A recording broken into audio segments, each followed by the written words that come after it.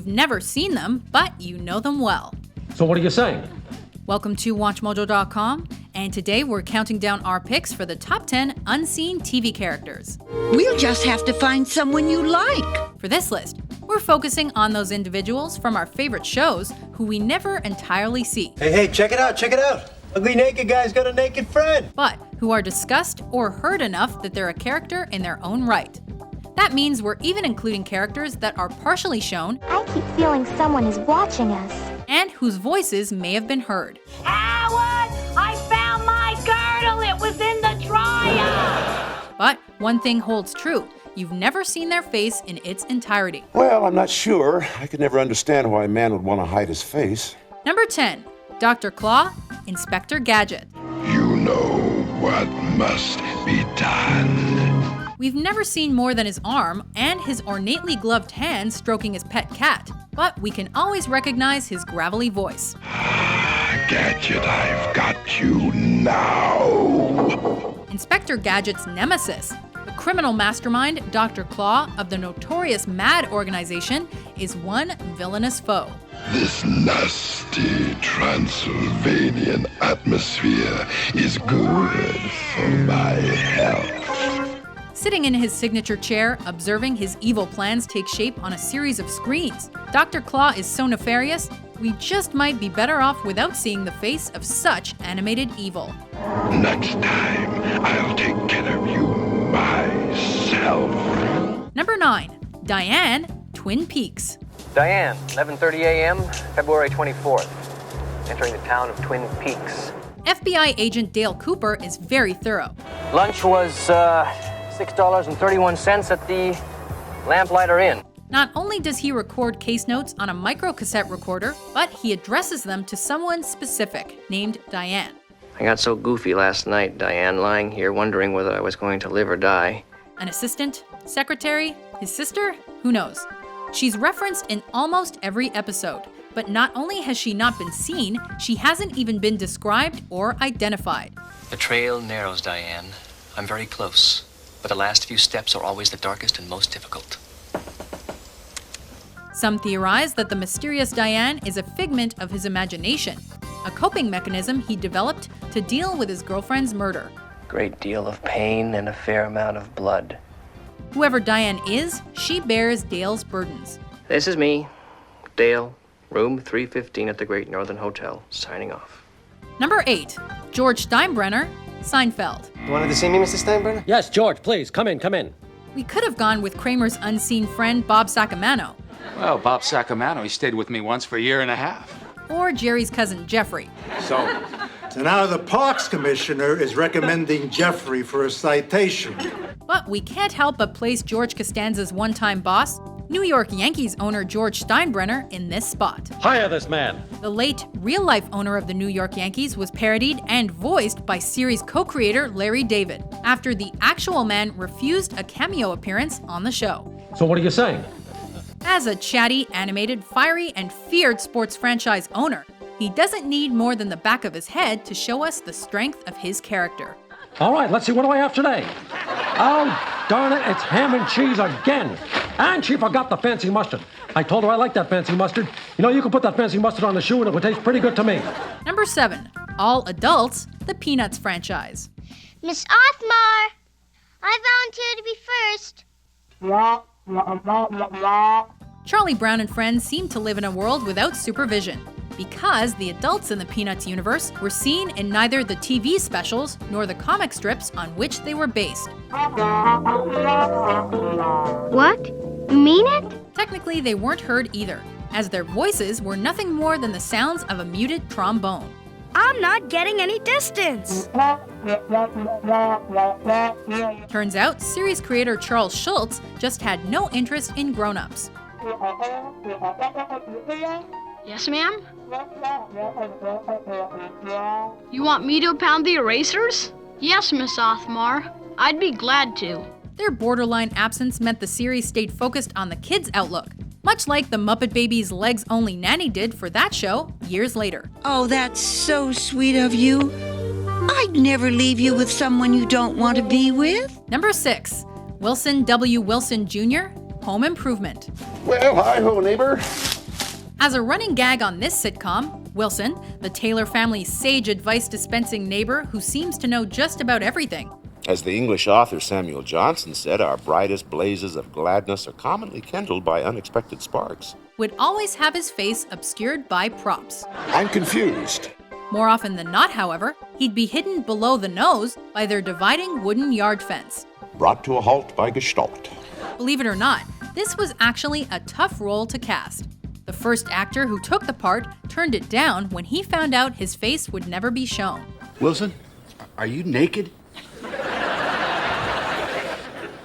No, Tim, I'm wearing a hat. But he missed out on the chance to be one of TV's favorite neighbors. Number 5, Ugly Naked Guy, Friends. Oh, that is so unfortunate. What? Cute naked guy's really starting to put on weight. What we know about Ugly Naked Guy. Oh, let's see now. He had the trampoline. Yeah, but he broke that. Well, he had gravity boots. Yeah, he broke those too. He lives across from Monica and Rachel's apartment. Now he's showing us his poking device. He plays the cello. Yeah, well, just be glad it's not playing a smaller instrument. Sleeps in a hammock. Ugly naked guy's using his new hammock. It's like a Play-Doh fat factory. And once killed his cat by sitting on it, because he's morbidly obese. Poor cat, never saw that big butt coming. Which is exactly the kind of guy you want strutting around his apartment naked in full view. The Friends gang even tried to poke him from across the street once when his nap looked a little too deep. Thread the needle, thread the needle. But Ugly Naked Guy represents that big city exhibitionist we've all encountered, and he's just another relatable part of this show. Would you like another mini muffin? Oh, try the blueberry. They're delicious. Number 4, Charlie Townsend, Charlie's Angels. Good morning, Angels. Good morning, Charlie. There's not much to say about this unseen character. Why does it always have to be on the phone? Why can't we ever see Charlie? Besides the fact that he's a lady-loving millionaire who provides his crime-fighting angels with assistance and instructions through a speakerphone. Now, this will be your scene of operations. The Samara Vineyards in the Valley of the Moon. But the mystery is somewhat warranted. I can't tell you how many hours I've spent lying in bed trying to put a face and a body on that voice. After all, the Angels work for a top-secret private investigation agency. So the boss man is probably a target for international criminals or something. And where will you be, Charlie? Where I always am, with my nose to the grindstone. The waters run deep in this case, Angels, and I'm up to my hips right now. Voiced by John Forsythe, if ever Charlie was seen, he'd have a girl or two on his arm. Here you are, Charlie. Bless you, my dear. Number 3, Mrs. Debbie Wolowitz, The Big Bang Theory. Howard, it's the phone! I know it's the phone, Ma. I hear the phone! Though she's often heard, and her personality is larger than life, I just had the carpet steamed! Howard's mother remains hidden from audiences. What do you want for breakfast? Chocolate milk and Eggos, please! Characterized as an overweight, mustachioed Jewish stereotype, don't mind me. I just cry when I'm lonely and have nothing to live for. Her voice is that of a character too loud and obnoxious to bear screen time. I think it shrunk. I'm spilling out like the Pillsbury Doughboy here. Mrs. Wolowitz's physical identity is such a mysterious part of the series I'm late for my Weight Watchers meeting. That the studio audience actually gasped aloud when they caught a glimpse of her figure from the neck down in a season 6 episode. Where you going? Number 2, Vera Peterson, Cheers. Why not? I mean, we never even met Vera. Norm Peterson is a man who knows everyone and everyone knows him. Where's Vera? She's gonna put on a little more makeup. That first coat didn't really take. So it's ironic that his wife is a woman whose face we never see. Have you ever thought what it'd be like to be without Vera for 20 years? Oh my God. You see, you'd miss Vera. Oh, I thought you said beer. But just because she's unseen doesn't mean she's unmentioned. Vera? Yes, I know it's late. You see, we're being held hostage by a mad gunman. What do you mean I've used that one before? We endured over a decade of jokes at Vera's expense, and Norm often characterized her as an annoying battle axe of a woman.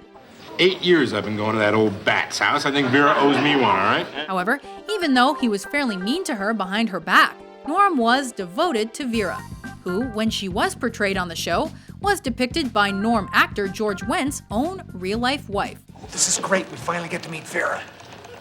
Sam, think fast.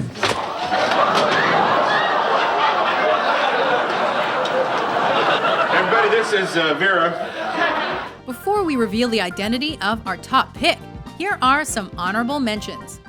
Hey, do any of you know a salesman by the name of Bill Brasky? I know Bill Brasky, best damn salesman in the business. On account of the gooch. The gooch? Is that bully picking on you again? I thought he was your friend now. Well, he has a funny way of making friends. He punches you until you like him. You know, I've never tried one of these. My wife, that's Mrs. Colombo, she tried to get me interested. Number 1, Maris Crane, Frasier. And who should I run into but Maris? For an unvoiced, uncast, unseen character, Niles Crane's wife sure gets a lot of airtime and plot lines. Well, this offends him, so he starts pulling up Maris's prized camellias by the handful. As described by the characters we do see, she's spoiled, rich, neurotic, anorexic, and cold-hearted. At our wedding, while Maris was reciting her vows, which she wrote herself, vows of love from the heart, I distinctly heard snickering. Her rocky relationship with Niles suffers cheating. She's gotten involved with some Argentine polo player. Turns out he's a gold digger with a violent temper to boot. A 2-year separation and a divorce. I thought you liked my Maris. I do. I like her from a distance. She's even tried for the murder of her new boyfriend. Sources say alleged murderer Maris Crane killed her polo-playing lover Esteban de Rojo with an antique crossbow, which she escapes to a private island retreat. Well, of course you're alone. You're alone because you killed your boyfriend. But what secures her number 1 spot on this list is how well her character is fleshed out by the descriptions and reactions of the Frasier cast. Oh, I have no reason to be unhappy. I have my health. I have a wonderful home, beautiful wife. Did your eyebrow just move? Do you agree with our list? That's a tough combination. Which unseen TV characters did we miss? I know my husband Stan would have loved to have been here tonight. For more top 10s published every day, be sure to subscribe to WatchMojo.com. Well, perhaps that's a story I'll save for another time.